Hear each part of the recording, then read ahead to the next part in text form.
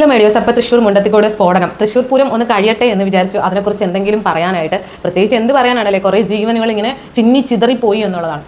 അപ്പോൾ അതീവ സുരക്ഷിതത്വമുള്ള ഒരു സ്ഥലമാണ് അത് എന്ന് കുറെ പറയുന്നുണ്ട്. അപ്പോൾ അത്രയും അതീവ സുരക്ഷിതത്വമുള്ള ഒരു സ്ഥലത്ത് എങ്ങനെ ഇങ്ങനെ ഒരു സ്ഫോടനം ഉണ്ടായി, അതിനുള്ള ഉത്തരം ആർക്കും കണ്ടുപിടിക്കാൻ കഴിഞ്ഞിട്ടില്ല, ഒന്നും പറ്റിയിട്ടില്ല. അപ്പം വർഷങ്ങളായിട്ട് ചെയ്യുന്ന ഈ ഒരു കാര്യങ്ങൾ ചെയ്യുന്ന ഒരു സ്ഥലമാണ് അത് എന്നുള്ളതാണ്. അപ്പം ഇപ്രാവശ്യം മാത്രം അവരുടെ ജീവിത രീതി അല്ലെങ്കിൽ അവരവിടെ എന്താണ് ചെയ്യുന്നത്, അവരുടെ ആ ഒരു കാര്യങ്ങൾ ഒപ്പിയെടുക്കണം എന്ന് മാധ്യമപ്രവർത്തകർക്ക് ഭയങ്കര ആഗ്രഹം. അപ്പോൾ അതുകൊണ്ട് ഇപ്രാവശ്യം അവർ മയക്കം തൂക്കി പിടിച്ച് അങ്ങോട്ടേക്ക് പോയിട്ടുണ്ട്. അപ്പോൾ അതീവ സുരക്ഷിതത്വമുള്ള ഒരു സ്ഥലത്തേക്ക് അവരെങ്ങനെ പോയി എന്നുള്ള ചോദ്യത്തിന് ഇപ്പോഴും ഉത്തരം കിട്ടിയിട്ടില്ല. എല്ലാവരും പറയുന്നുണ്ട് അവരെങ്ങനെ അവിടെ എത്തി, പക്ഷെ അതിന് ഉത്തരം മാത്രം കിട്ടിയിട്ടില്ല. എന്തുകൊണ്ടാണ് അതിൻ്റെ ഉത്തരം കിട്ടാൻ ഇത്ര ലേറ്റ് എന്ന് മനസ്സിലാവുന്നില്ല. അപ്പോൾ അവരവിടേക്ക് പോകുമ്പോൾ പരക്കെ പറയുന്നുണ്ട് അവരുടെ ഷൂസിൻ്റെ അടിയിൽ കല്ല് ഒരഞ്ഞിട്ടുണ്ടായ സ്പാർക്ക് ആയിരിക്കും. അപ്പോൾ അത്രയും അവർ പോകുമ്പോൾ അവർ ആകാശത്തു കൂടിയല്ല പോയത്, അവർ ഒളിച്ച് അദൃശ്യരായിട്ടല്ല പോയത്. അപ്പോൾ അത്രയും സുരക്ഷിതത്വമുള്ള ഒരു സ്ഥലത്തേക്ക് പോകുമ്പോൾ അതൊക്കെ ശ്രദ്ധിക്കണ്ടേ, ആരെങ്കിലും ചോദ്യം ചെയ്യണ്ടേ, അല്ലേ, വേണ്ടേ? അപ്പോൾ ഒന്നും ചെയ്തിട്ടില്ല എന്നുള്ളത് വിശ്വസിക്കാൻ പറ്റുന്ന കാര്യമല്ല. പിന്നെ മാത്രമല്ല ഈ സംഭവമൊക്കെ എടുത്ത് എല്ലാം കഴിഞ്ഞ് ഇറങ്ങി കുറച്ച് കഴിയുമ്പോഴാണ് ഈ സ്ഫോടനം നടന്നതെന്ന് പറയുന്നുണ്ട്.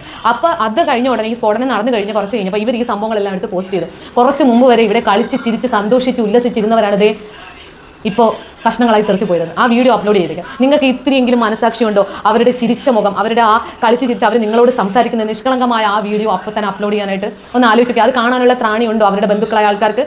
ഈ പറയുന്ന നമുക്ക് അവരിന്നില്ല, അവർ കഷ്ണങ്ങളായി തെറിച്ച് പോയി എന്നുള്ളത് ചിന്തിക്കാൻ പോലും പറ്റുമോ? അപ്പോൾ നിങ്ങൾ മാധ്യമപ്രവർത്തകർ ഇത്രയേ ഉള്ളൂ മനസാക്ഷി എന്ന് പറയുന്നത്? നിങ്ങൾ പലരിടത്തും ചോദിക്കുന്നുണ്ട്, മയക്കം പിടിച്ചത് കഴിഞ്ഞതിന് ശേഷം അവിടെ തൊട്ടടുത്തുള്ള ഇതിൽ നിന്നും കഷ്ടിക്ക് രക്ഷപ്പെട്ടവരോടൊക്കെ പോയി ചോദിക്കുക, ഇവിടെ എന്താ സംഭവിച്ചതെന്ന്. അവിടെ എന്താ സംഭവിച്ചതെന്ന് നിങ്ങൾക്കറിയില്ല.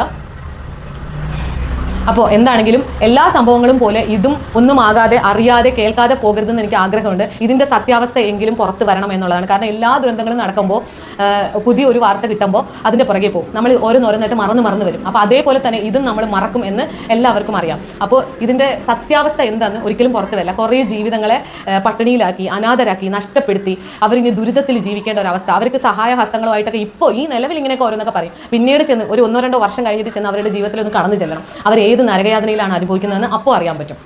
പക്ഷേ ഇതൊക്കെ ഇപ്പോൾ ഇതങ്ങ് കഴിയും എന്നുള്ളതാണ്. ഈ ഒരു കോളുകളൊക്കെ മാത്രം ഇത് എന്തുകൊണ്ട് ഈ സ്ഫോടനം ഉണ്ടായി എന്നുള്ളൊരു ആൻസർ കിട്ടുമോ ഇല്ലയോ എന്ന് നമുക്ക് നോക്കിയിരിക്കാം. ഇതെങ്കിലും കിട്ടണം എന്ന് ഞാൻ പ്രാർത്ഥിക്കുന്നു. തൃശ്ശൂർ പൂരം എന്നുള്ളത് തൃശ്ശൂരിൻ്റെ മാത്രം പൂരമല്ല, കേരളത്തിൻ്റെ ചോരത്തിളപ്പുള്ള പൂരമാണ്.